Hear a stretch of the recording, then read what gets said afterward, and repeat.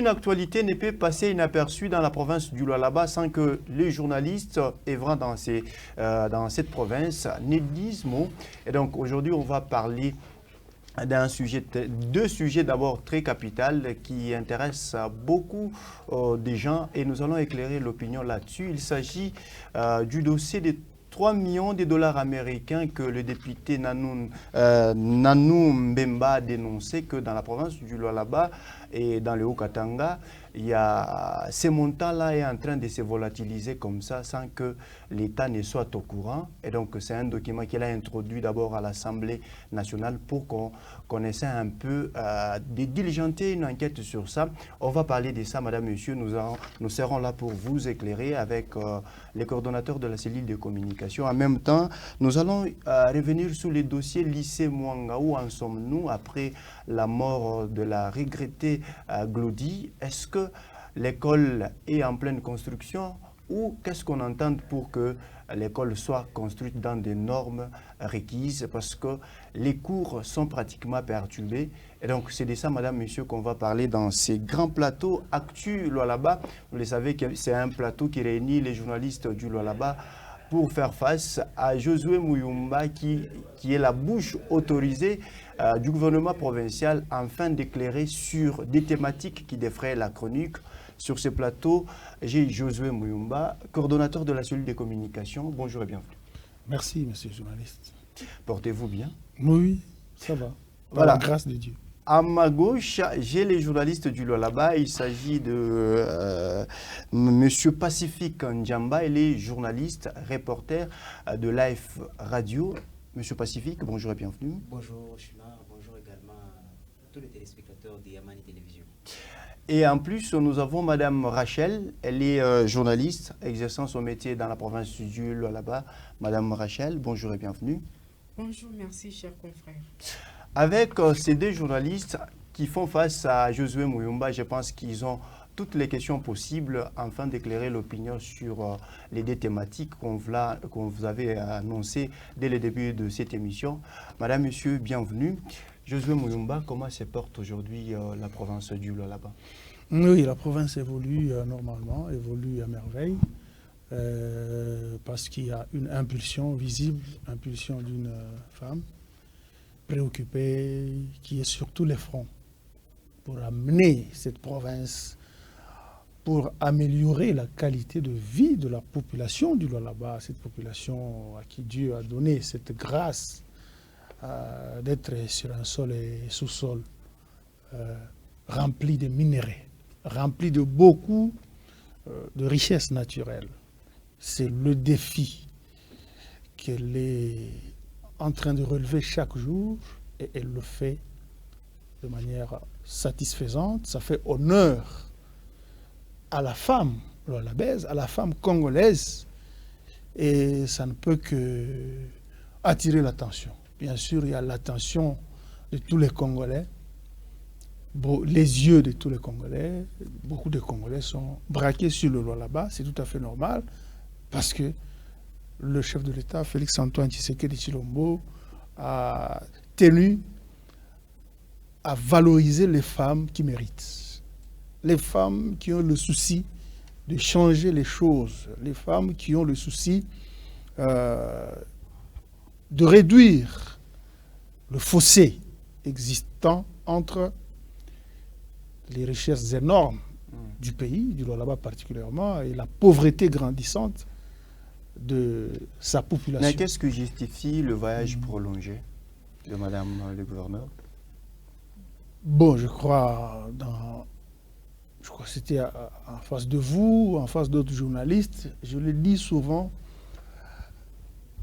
il y a un adage populaire d'ailleurs qui dit « étudier c'est bien, voyager c'est mieux ».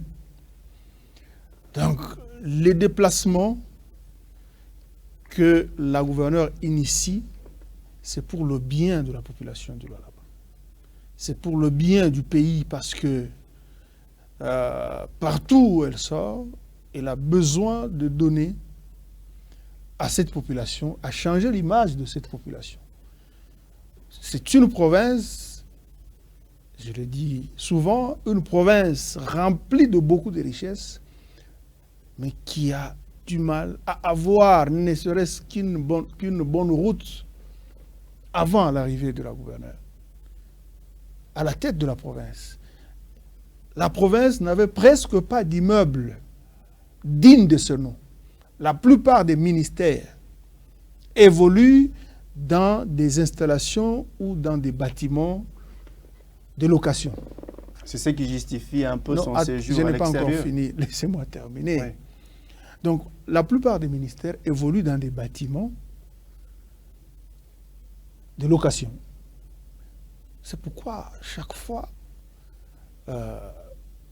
quand elle se déplace, c'est essayer de voir un peu ce qui se fait ailleurs. Les Congolais, je vois même les opérateurs culturels, les musiciens et même les acteurs du théâtre ont l'habitude de vanter l'Europe. On a vu des parents vendre même leur maison, par exemple à Kinshasa, juste pour envoyer leurs enfants en Europe. Aller voir les bâtiments, même si ils peuvent passer nuit à la Belle Étoile. Donc l'essentiel, c'est d'être à Poto devant Tour Eiffel, devant les Champs-Élysées et envoyer des photos sur les réseaux sociaux. Et là, on se dit, on se dit honoré. C'est fuir les bruits qui sévit dans la province du Lualaba parce qu'on sait que c'est une province à problème. Non. Souvent, elle se déplace pour effectuer des missions précises. Elle se déplace pour le bien de la province. Moi, je me dis, la plupart, le grand nombre d'acteurs politiques de ce pays, la plupart, ont fait leurs études en Europe. Passent le gros de leur temps en Europe. On peut gagner déjà... Mais peu d'acteurs politiques ont le souci de prendre aussi, d'imiter ce qu'ils voient en Europe, là où ils dirigent. Et si on a 2 ou 3 personnalités, autant de gouverneurs, qui peuvent initier des missions pour aller essayer un peu de voir ce qui se passe ailleurs. Et si vous savez, nous sommes une province économique, il faut aller sensibiliser, attirer l'attention des investisseurs, montrer à ces investisseurs qu'en dépit du défi de guerre, ça fait on entre déjà dans plus d'une décennie, il y a aussi des opportunités d'investissement dans différents secteurs, secteur agricole, secteur minier. C'est parmi les choses qui font qu'elle se déplace. C'est dans le but de relever la qualité de vie de la population. Josué Muyumba, ça vous fait quoi lorsque le député Nanou Mbemba dit qu'il faudrait qu'on enquête dans la province du Haut-Katanga et du Lualaba pendant que notre pays est en train de perdre par jour, selon lui, 3 millions de dollars américains. Rapidement, avant que j'accorde la parole à mes confrères. Bon, ici, j'ai vu aussi un document dans ce sens, avec le nom d'un député, avec des chiffres faramineux, là. Des taxes scanners, avec des péages, des chiffres. J'ai vu, je crois que c'est 30 scanners non connus, et puis des postes de péage avec un nombre... Vous avez lu le document? Un nombre effrayant. J'ai vu comme vous tous. Vous avez lu ou vous avez vu? J'ai vu ça. Quand on voit, on lit. Ok. Hein? On a vu. Je me suis rendu compte que, un élu, c'est normal, hein, de recevoir des coups de fil. Il y a des gens qui peuvent vous... Même vous, journalistes, on vous voit quand vous faites des émissions à téléphone ouvert. Il y a tout le monde qui peut appeler. Maintenant, le reste, c'est de savoir est-ce que les infos qu'on vous donne en tant qu'élu sont fondées. C'est ça le problème. Je crois que vous avez vu récemment la gouverneure du Lualaba qui lui a tenu informé. Tout ce qui passe au bout du fil, ce n'est pas toujours fondé. Tous ces chiffres, quand vous voyez les chiffres qui sont avancés, quand vous arrivez ici au Lualaba, vous êtes journaliste, allez sur le terrain, est-ce que vous allez voir tout ce qui est sur ce papier? Il n'y en a pas. Quand il parle de 3 millions de dollars que la province perçoit sans aucune traçabilité, que la province perçoit journalièrement. Bon, ce sont des choses, je crois, la gouverneure, devant la commission ECOFIN du gouvernement Sama Lukonde, devant le vice-premier ministre, ministre de l'économie, Vital Kamerhe, elle a été très claire. Les temps aussi que les autres posent des questions. Ça n'a rien à voir. Il y a différents services affectés par différents ministères du pays. Pacifique Djamba, prends la parole. Qui ont rejeté en bloc ces allégations. Voilà. Donc c'est dépourvu de tout fondement. Par rapport à la première thématique, la première question. J'ai suivi, comme tout le monde dans les réseaux sociaux, la lettre de l'honorable Nano Memba, un député national, qui a demandé aussi l'autorisation du Parlement d'effectuer des contrôles parlementaires en ce sens. Oui. Alors, quid sur nous, plutôt, vous en tant que numéro 1, la personne qui assure la communication du gouvernement provincial du Lualaba, est-ce que ces allégations sont-elles fondées ou peut-être ce sont des accusations farfelues apportées à l'endroit du gouvernement provincial? Ça, c'est d'abord la première question. Et aussi d'ajouter... Bon, qu'il réponde d'abord à la première question en entretemps que vous préparez la deuxième question. Bon, ce sont des allégations non fondées. D'ailleurs, quand la gouverneure a fini avec la commission ECOFIN du gouvernement, elle a été très claire. Donc, 3 millions de dollars par jour pour une taxe perçue, je ne sais pas, au scanner et tout ça, chaque jour. Imaginez un monde.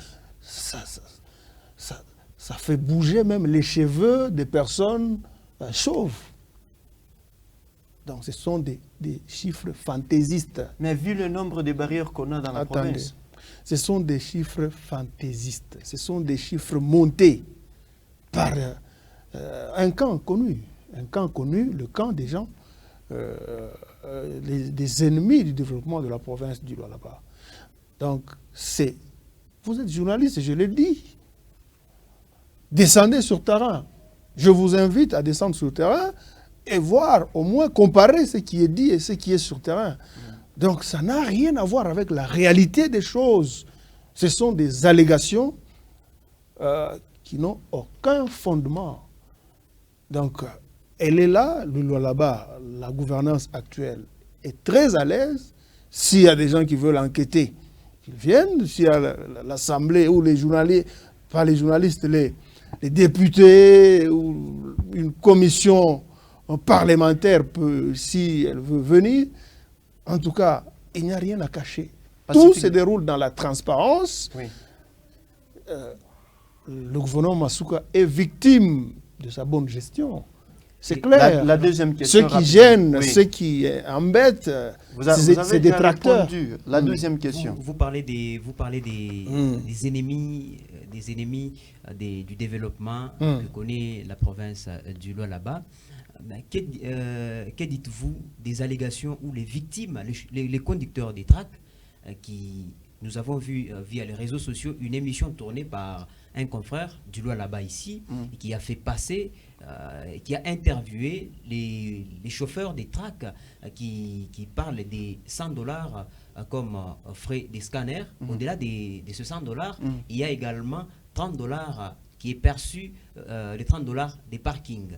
Et ces $100 n'est pas tracé, ils n'ont pas un document qui peut justifier. Ils ne reçoivent pas des documents, un document qui atteste que j'ai payé $100 pour les scanners. Or, nous avons vu l'intervention de son Excellence Madame la Gouverneure qui a dit que cette taxe est déjà répertoriée dans la nomenclature interministérielle qui avait été instaurée depuis, je crois, depuis bientôt 10 ans, mais appliquée, qui a connu son applicabilité en 2020.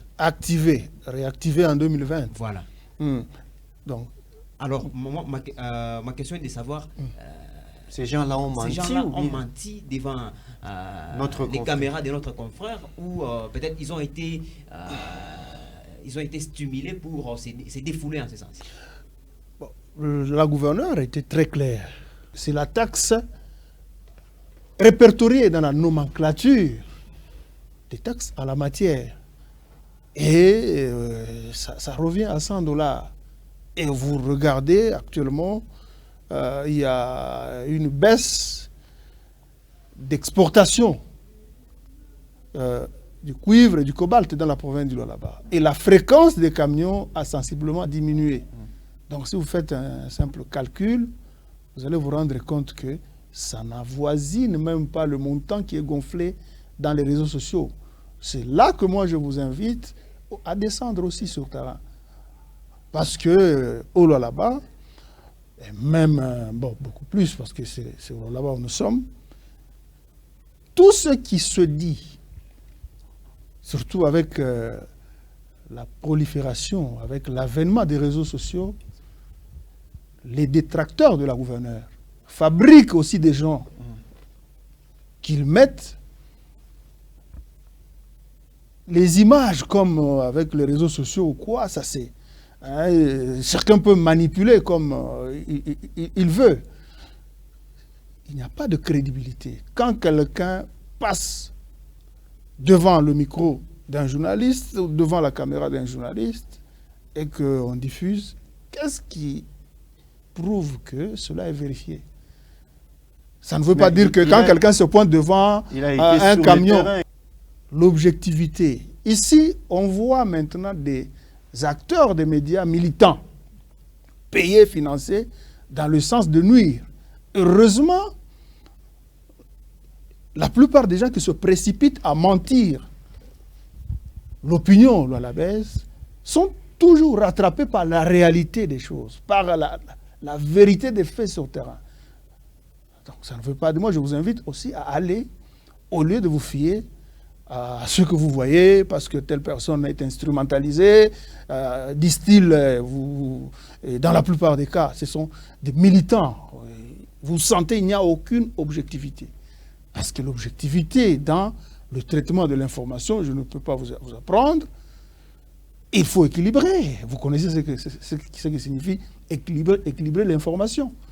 Donc quand quelqu'un accuse, il faut venir auprès de l'autorité ou des services habilités pour avoir l'autre version. Et vous allez vous rendre compte que ce sont des menteurs, la plupart des gens qui racontent des choses. Je vais revenir à vous, Madame Rachel. Je crois que vous avez évoqué dans votre introduction l'affaire de l'incendie du lycée Mwanga. Vous savez, vous tous, qu'il y avait des chiffres avancés des morts ici. Est-ce que ça existe? Tout à l'heure. C'est ça que je dis. On en parle donc tout à l'heure. On ne se fie pas à tout ce que les gens mal intentionnés racontent, disent-ils sur la place publique à travers les réseaux sociaux. Merci pour la parole m'accordée. Monsieur Josué, pouvez-vous nous donner bien sûr votre analyse?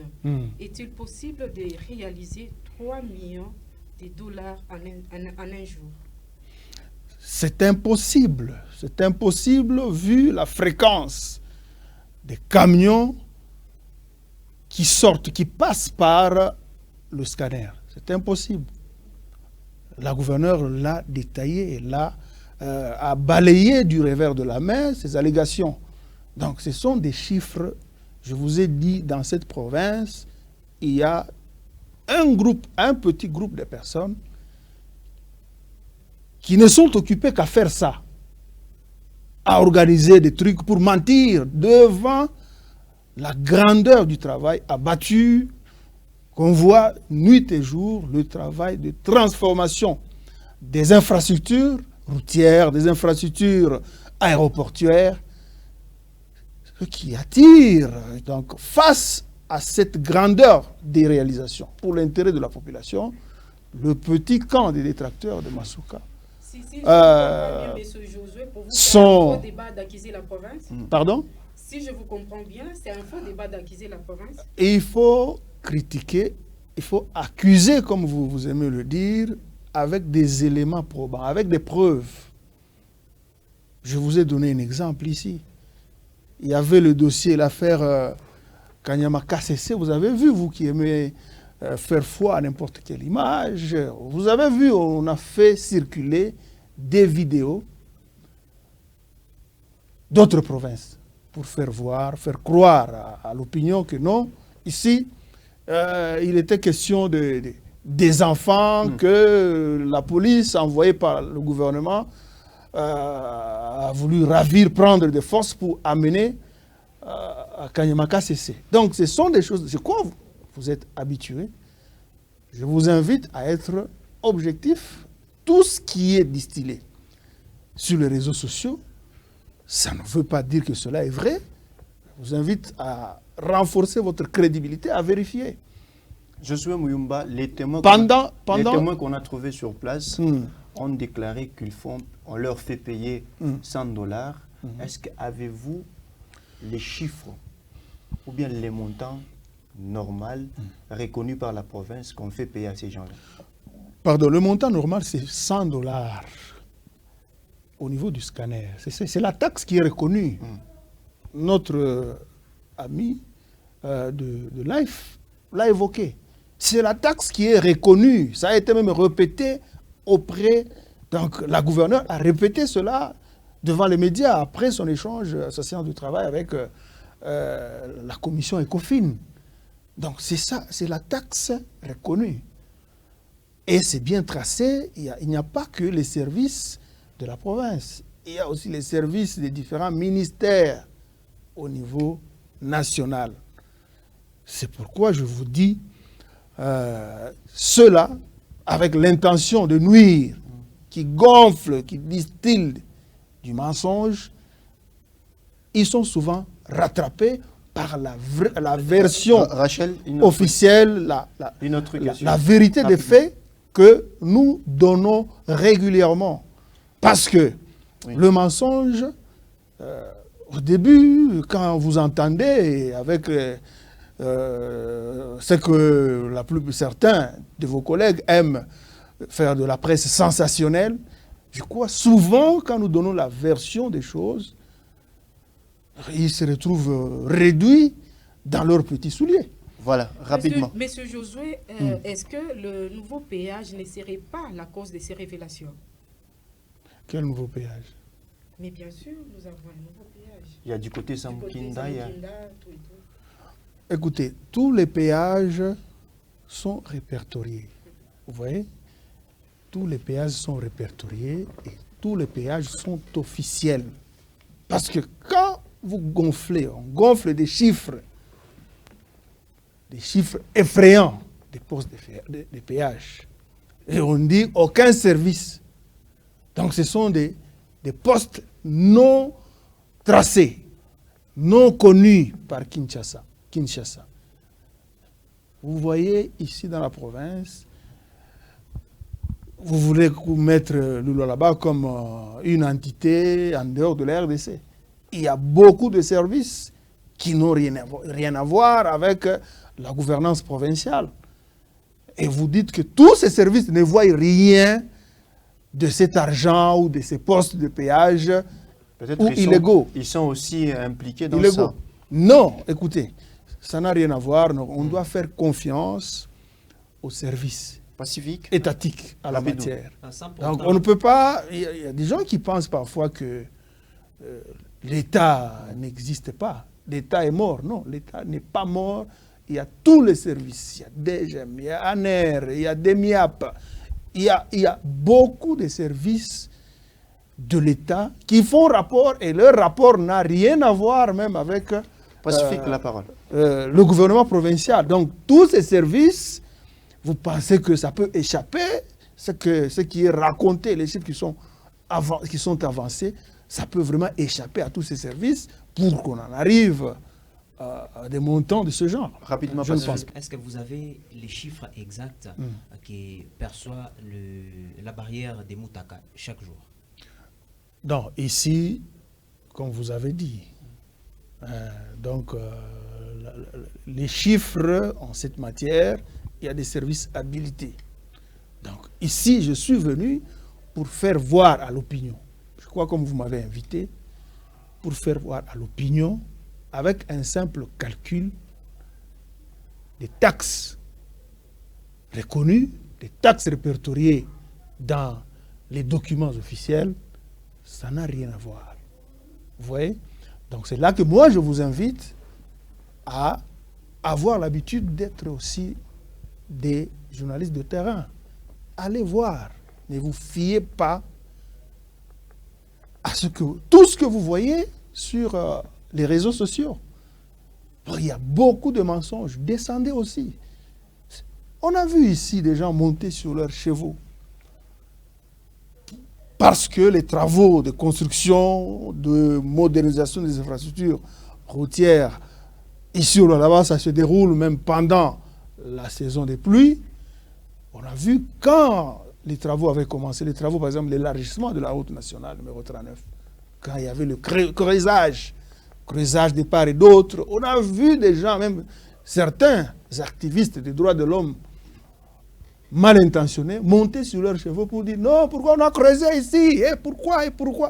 Mais aujourd'hui, quand les travaux sont en train de toucher à leur fin, et quand on voit la fluidité dans la circulation, on ne voit plus toutes ces personnes. On ne les voit plus. Mais on les voit quand même jouir de la manière dont ces infrastructures sont construites. L'Assemblée peut autoriser une enquête sur ces dossiers. L'Assemblée nationale. Mais vous parlez d'une Assemblée nationale. C'est tout à fait normal. Si cela est institué par le bureau ou la plénière, je ne vois pas. Demain, ça se fait. Vous ne voyez pas.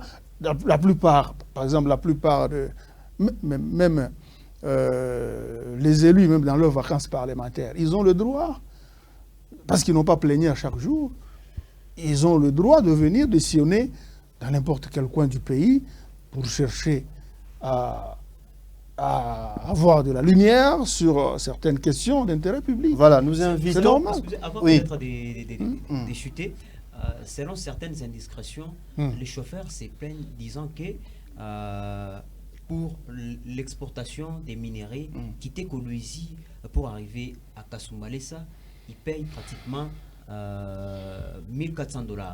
Par contre, pour quitter la Zambie et arriver ici en RDC, ils payent $1,200. Pourquoi la multiplicité de toutes ces taxes et aussi la multiplicité des péages? C'est ce que je dis. Bon, j'ai comme l'impression ici, d'ailleurs le document en présence, le document qui fait l'objet du débat aujourd'hui, c'est un document qui indexe, entre guillemets, non seulement le Lualaba, mais aussi le Haut-Katanga. Vous voyez?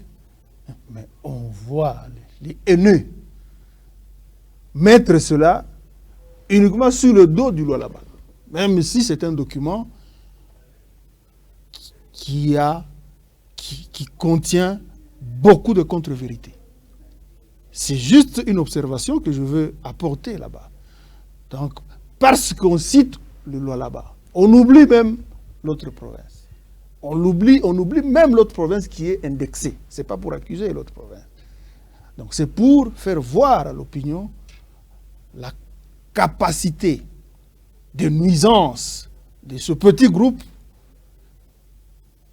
à qui le gouvernement Masuka est en train d'apprendre la gestion de la chose publique en 2 années seulement. Vous voyez, on les voit même. J'ai vu des gens monter des images et tout ça pour mentir. Dire que non, l'aérogare, qui est d'ailleurs loué par tout le pays, on voit l'honneur qui revient, les fleurs qui sont jetées au chef de l'État, qui impulse la gestion ici. Les gens attribuaient ça à d'autres personnes pendant que vous êtes ici. Vous avez vu la manière dont la gouverneure a commencé les travaux de modernisation ou de construction de cet aérogare. Voilà. Rachel, donc, ce sont des choses... Il y a une question. Vous voyez, rapidement, pour qu'on gagne un peu de temps. Rachel, une autre question. Justement, Monsieur Josué, vous venez tantôt de dire que c'est le mensonge. Justement, selon vous, c'est une façon de noyer Madame la gouverneure. Ça ne veut pas dire... C'est pas selon moi. Selon... Si on confronte ces allégations à la réalité de terrain, donc c'est un mensonge. C'est un mensonge, ça n'a rien à voir avec ce qui se fait. On ne peut pas avoir du mal quand il y a des choses qui se font. Parce que tout ce qui se réalise, la construction des routes, par exemple, en un laps de temps, en l'espace de 2 ans, on peut compter aujourd'hui près de 91 avenues. Ici à Colosie seulement, asphaltées.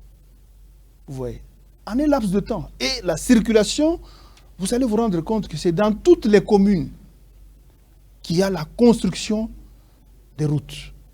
Et dans toute la province, il y a la construction des infrastructures pour le bien, pour le bonheur du peuple Lualabé.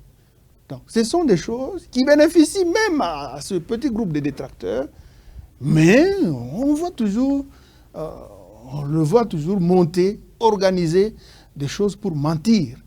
Mais le mensonge ne peut jamais résister face à la vérité des choses. Voilà, moi je pense face à la vérité des choses. Vous êtes satisfait par rapport dernière question. La dernière question, on passe à la deuxième thématique. Je vous ai suivi religieusement dans toutes les réponses que vous donnez pour élaguer tout ce qu'il y a comme malentendu. Pourquoi accusez-vous vos adversaires politiques d'être des ennemis à la base de cette révélation ou soit de cette interpellation de l'honorable Nano Memba, qui est par surcroît un député national? Non, ici on ne voit pas des personnes. On voit...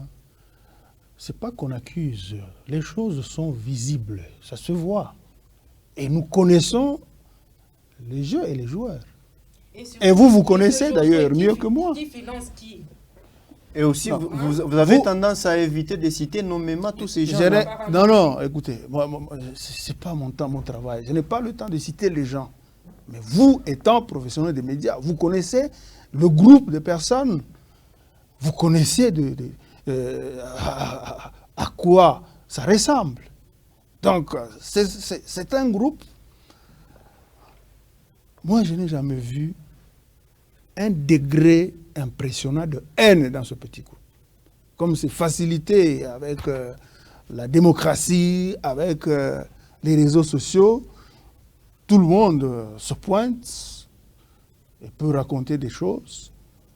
Et curieusement, même certains professionnels des médias, comme vous, croient, se ressourcent aux mensonges des réseaux sociaux. Beaucoup de professionnels des médias n'ont plus ce temps, n'ont pas ce temps de faire le terrain, d'aller vérifier les choses. Beaucoup n'en ont plus, n'en ont pas, c'est pas bon. Et je sais que le travail des journalistes dans notre pays, c'est pas facile, mais si vous avez le souci d'informer, d'être crédible devant l'opinion, vous avez le devoir d'aller vérifier. Et voilà, nous sommes une province l'État nous fait défaut, monsieur. Très convoitée. L'État nous fait défaut. Une province très nous sommes convoitée. Obligés de passer à la deuxième. Une province dont un groupe de personnes a voulu s'approprier. Et comme les choses ont changé, je crois ce groupe n'accepte pas, mais les choses ont changé. Il y a un temps pour comme tout. vous maîtrisez déjà les noms de ces groupes-là, merci beaucoup. Il y a un temps pour tout, il faut accepter certaines choses. À la deuxième thématique, vous évitez de citer nommément ces groupes qui sont en train de critiquer aussi la gestion de la province. Oui. Alors, madame, messieurs, nous passons à la deuxième thématique. Vous vous rappellerez le 4 avril dernier qu'on a assisté à un drame qui s'est produit au lycée Mwanga, où une jeune dame, une lycéenne a perdu la vie. Il n'y a pas longtemps qu'on l'a même enterrée, paix à son âme. Où en sommes-nous avec la situation qu'il y a eu au lycée Mwanga? C'est la deuxième thématique qu'on va aborder, Josué Mwamba. Aujourd'hui, les dossiers Mwanga. Comment est-ce que ça évolue? Oui, le dossier, le sinistre du lycée Mwanga, le sinistre du 24 avril, de cette année, ça continue à nous faire très mal, ça continue à nous affecter. Et c'est pourquoi, plus d'une fois, je crois, je l'ai dit sur les médias, que le gouvernement Masuka continue de mobiliser les moyens matériels, financiers et humains pour résoudre complètement ce problème, pour faire face à ce sinistre. Je crois le tout dernier bilan, je voulais dire, du week-end dernier, il n'y a presque plus de sinistrés dans les hôpitaux. Donc, le week-end dernier, ils étaient au nombre de 5. Je crois qu'on va encore avoir l'autre bilan actualisé, je pense. Il n'y a presque plus de sinistrés. Ça veut dire le gouvernement a fait son travail. Et puis c'est un sinistre, je l'ai dit dans votre numéro précédent, c'est un sinistre, c'est un accident qui est venu, non pas par la faute du gouvernement provincial, c'est un sinistre qui est venu dans une école privée, mais le gouvernement, parce qu'il a le devoir de sécuriser sa population, comme il y avait un incendie, vous avez vu la manière dont les flammes ont été maîtrisées en un laps de temps et la manière dont les ambulances ont été mobilisées pour prendre en charge les personnes touchées. Et vous vous rendez compte que, je l'ai dit, la situation est prise en charge de manière responsable et la gouverneure, quand bien même ça s'est déroulé au moment où elle n'était pas dans sa juridiction, avec la technologie, l'évolution de la technologie, elle suit à la loupe le dossier. Dieu merci. Est-ce que la situation aujourd'hui est en train de se trouvez-vous rétablir normal pour donner seulement le frais des obsèques de la regrettée Glody? Il faut médiatiser cet événement. Écoutez, je crois, bon, vous avez vu, il y a eu instrumentalisation du dossier. On a vu, instrumentaliser qui? la famille a été exposée à l'instrumentalisation, à la récupération politicienne. Donc on a vu comment les gens allaient même entêter cette famille à ne pas collaborer avec l'État, à ne pas collaborer même avec les responsables de l'école. Une famille éplorée. S'il vous plaît. Hein? Les responsables de l'école. Je peux vous informer que même l'inhumation s'est déroulée à l'insu et du gouvernement et même des responsables de l'école. Mais le gouvernement a soutenu financièrement cette famille. Je vous ai dit, je ne peux pas me permettre de donner des chiffres ici, parce qu'on ne peut pas exposer la famille. Non, ça a été dit dans tous les médias de Colombie. Écoutez.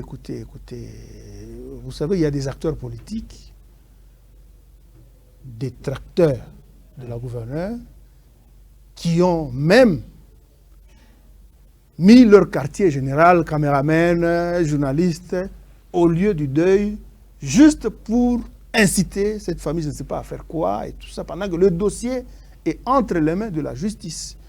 Avec le dossier entre les mains de la justice. Par rapport au dossier lycée Mwanga. Donc, c'est quelque chose, parfois, quand je regarde, ça fait très mal.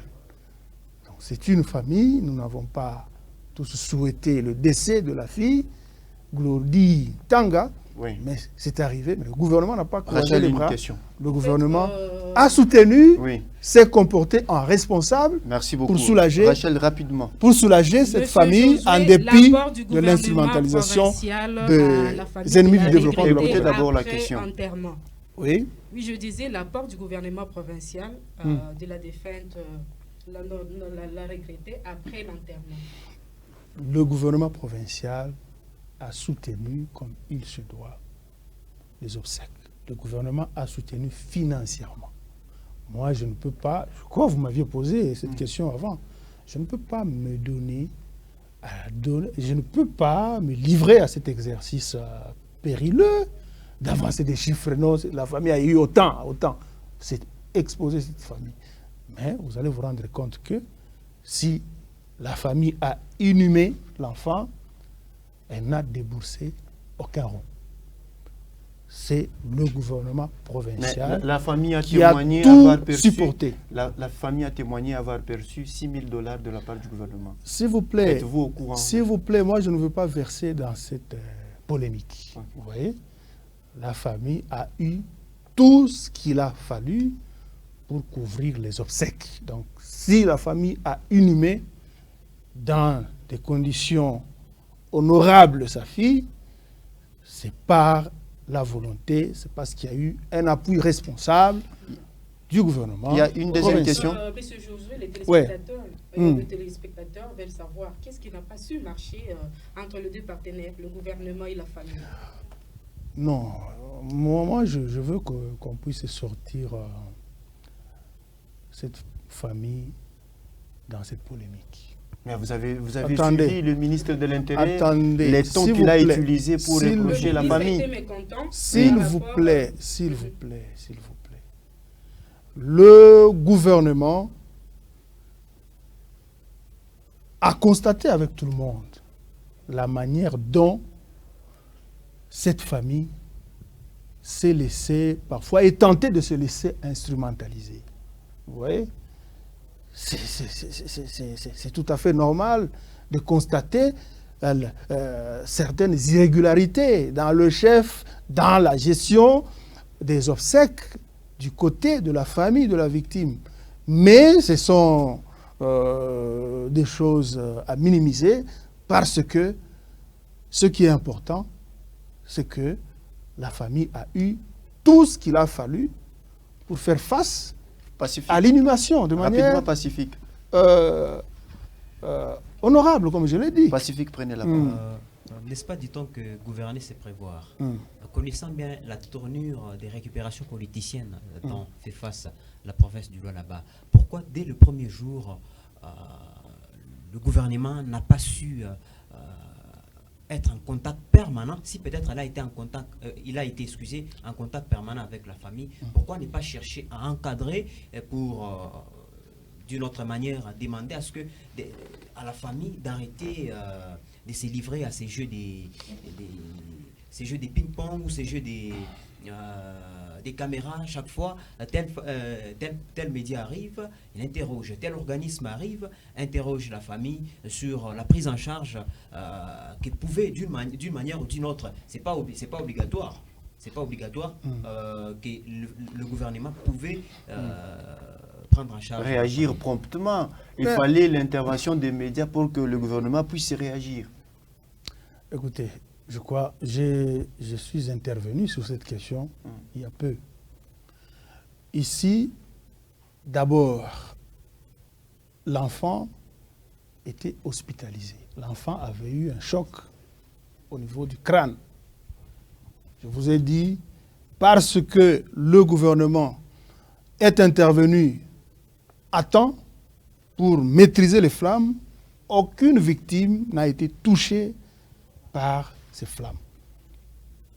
Le gouvernement, il y a eu même des médecins qui sont venus en renfort à ceux du Lualaba, à la demande de la gouverneure, jusqu'à ce que le pire est arrivé à notre fille, Claudie Tanga.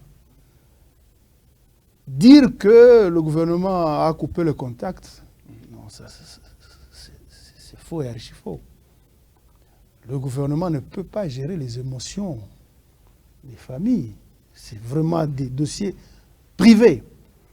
Mais le gouvernement a fait savoir à la famille que nous sommes disposés, venez récupérer ce qu'il faut pour passer à l'inhumation et même pour couvrir les différentes charges liées aux obsèques, comme vous les connaissez. Donc ici, ce qui a tenté de s'aimer la discorde, d'intoxiquer la famille de la victime, c'est la récupération politicienne.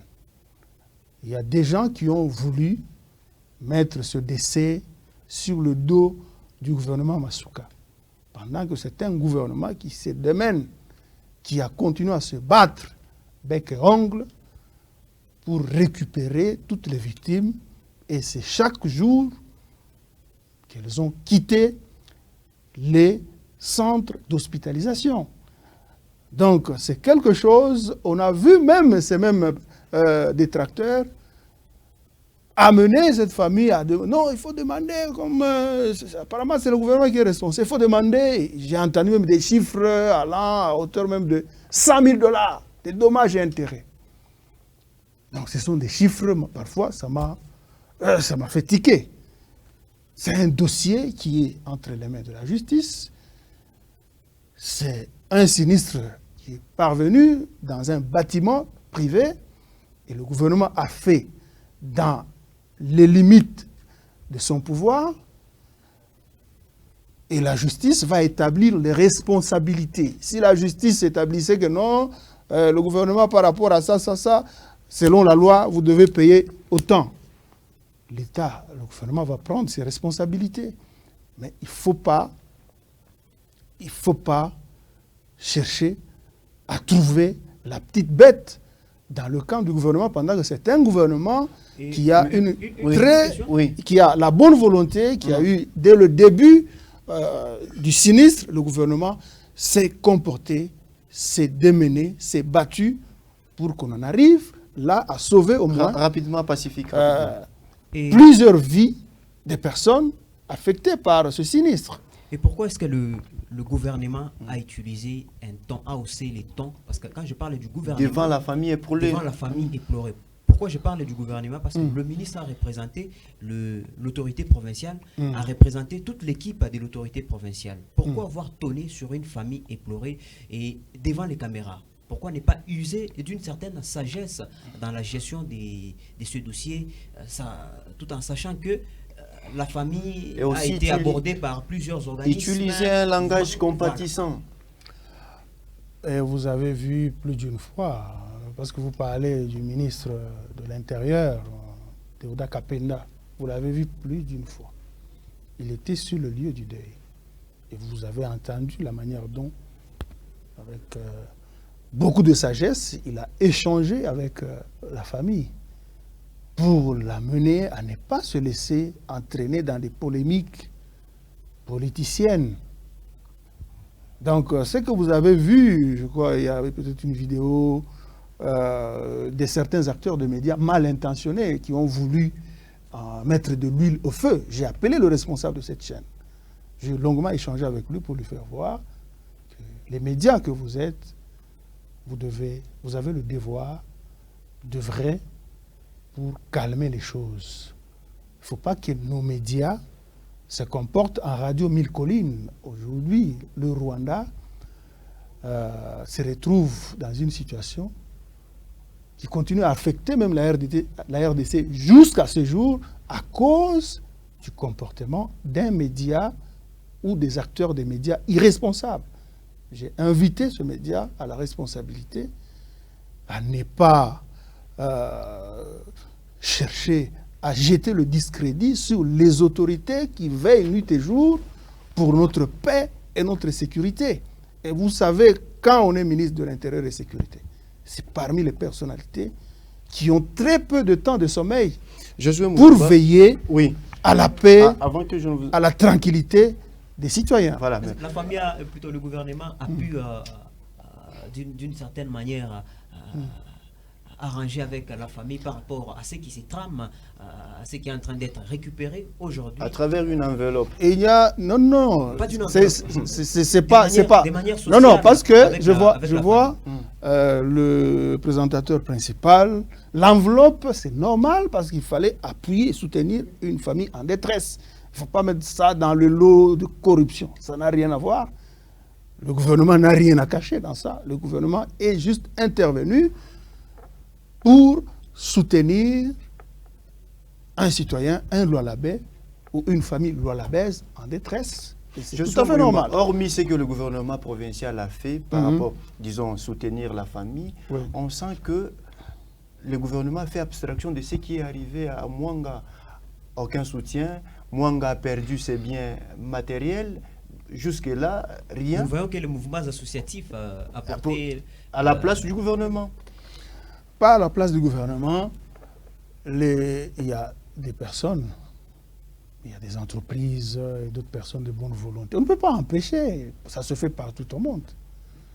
Quand il y a un sinistre, quand il y a une situation de ce genre. Et puis nous sommes en Afrique. Nous avons grandi avec la solidarité. Je crois qu'il y a même des cours au niveau, dans le programme d'enseignement, le cours de solidarité africaine. D'ailleurs, c'est le gouvernement qui devait être voyez, le premier à s'y jeter dans l'eau. Hein. Je crois que vous avez la réponse parce que vous diffusez régulièrement la manière dont le gouvernement s'est comporté dès les premières minutes du sinistre. Donc, le gouvernement, c'est d'ailleurs par l'implication du gouvernement que les cours ont repris le plus rapidement possible, le 5 mai. Non, le 2 mai de cette année. Les cours ont repris quelques jours seulement après le sinistre parce que le souci, c'est que la chose ne puisse pas affecter les études de nos jeunes, de nos lycéennes.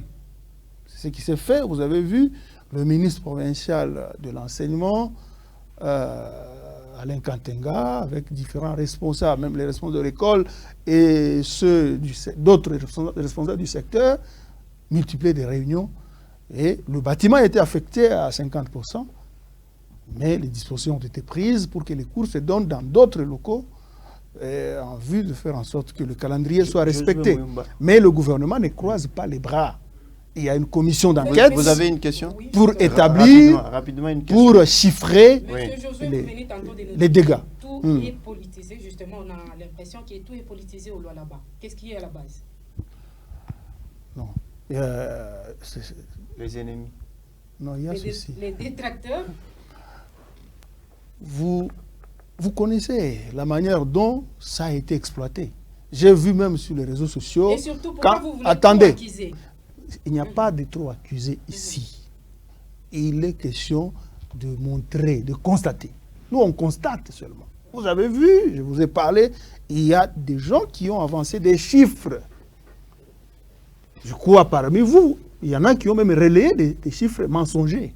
Mais devant la réalité des choses, je crois, vous tous vous êtes rendus compte que jusque-là, Dieu nous a fait grâce avec l'intervention suffisante du gouvernement.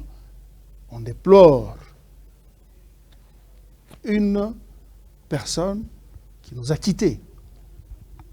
Bon, on dit, l'homme propose, Dieu dispose, c'est arrivé, mais on pouvait connaître le pire, on pouvait connaître plus que ça si le gouvernement ne s'était pas impliqué à temps. Donc, ça ne veut pas dire que j'accuse trop, non. Je constate seulement qu'il y a un petit groupe de haineux, un petit groupe des ennemis du développement de la province qui cherchent la petite bête dans tout ce que le gouvernement fait, et tout ce qui est d'ailleurs apprécié, applaudi par le pays et même le monde entier, tout ce qui se fait en un laps de temps dans la province du Lualaba, pour le bien de la population. À ma question en regardant la caméra. Oui. Est-ce sérieusement que Madame le gouverneur a été touchée par rapport à ce qui est arrivé au lycée Mwanga? Pourquoi est-ce qu'elle n'est pas rentrée rapidement pour compatir avec les lycéennes? Bon, vous savez, la gouverneure a toute une équipe. Il y a toute une équipe qui travaille. En n'étant pas sur place, elle pilotait tout ce qui se faisait de loin. Parce qu'il y a d'autres charges d'État qui ont fait qu'elle puisse rester à Kinshasa pour continuer. Je vous ai dit, elle est sur tous les fronts pour changer l'image de la province, pour améliorer les conditions de vie de la population de la baisse. Elle est sur tous les fronts. Vous avez suivi d'abord aussi ces messages de compassion à l'endroit des victimes. Vous avez suivi la manière dont elle a mobilisé tout le gouvernement. Et vous avez vu plus d'une fois, même dans les réunions avec la famille, même pour annoncer le bilan, il y avait presque tous les membres de l'équipe gouvernementale. La province était presque arrêtée. Parce qu'il y avait un danger. Une question et on termine l'émission. Il y avait un danger, il y avait péril en la demeure. Rapidement, Et à ce stade, quelle est la disposition prise par le gouvernement provincial pour, bien entendu, aider l'école ou les lycées à rétablir son image, rétablir son bâtiment, ou peut-être le gouvernement va laisser seulement les mouvements associatifs subvenir à ce que lui peut faire? Non, la province dire que la province a laissé seulement à d'autres, ce qu'on a l'habitude d'appeler les privés, mettre de la main à la pâte, c'est faux. Avant même que ces privés viennent, d'ailleurs c'est par l'appel du gouvernement provincial. On ne peut pas refuser les personnes de bonne volonté faire leurs gestes, poser leurs gestes. Avant cela, une délégation du lycée était reçue par la gouverneure Masuka. Elle était venue pour demander l'appui du gouvernement provincial pour la construction de la salle des professeurs et même du laboratoire, sans oublier équiper même cette structure. Et le gouvernement avait accepté de le faire. Il y a même, s'il vous plaît, je peux terminer. L'État nous fait défaut rapidement. Oui, je peux terminer ma phrase. Le gouvernement avait pris toutes les dispositions et les travaux étaient sur le point de commencer. N'eût été l'incendie, je crois, les travaux allaient déjà prendre une vitesse de croisière. Donc après les enquêtes, je vous ai dit, il y a une commission d'enquête. Dans les enquêtes, il y a des experts en immobilier, des experts en construction. Ça va être déposé sur la table du gouvernement provincial et je ne vois pas, et vous connaissez la gouverneure, je ne la vois pas se réserver à apporter quelque chose pour la réhabilitation éventuelle de l'immeuble affecté, l'immeuble du lycée Mwanga. Parce que gouverner, se prévoir dans les futurs. Quelles précautions à prendre pour éviter les dangers? Oui, les dispositions sont déjà prises pour multiplier, pour équiper davantage les services anti-incendie et aussi prévenir, comme vous le dites, parce que les sinistres de ce genre, ça ne promet pas. C'est un accident. L'accident, on ne peut pas prévoir. Mais le gouvernement, par rapport à ce qui est arrivé, le gouvernement provincial est en train de prendre des dispositions pour renforcer davantage les structures anti-incendie de la province en vue de parer rapidement à de telles éventualités. Voilà, Madame, Messieurs, nous sommes arrivés à la fin de ces grands plateaux Actu Lualaba.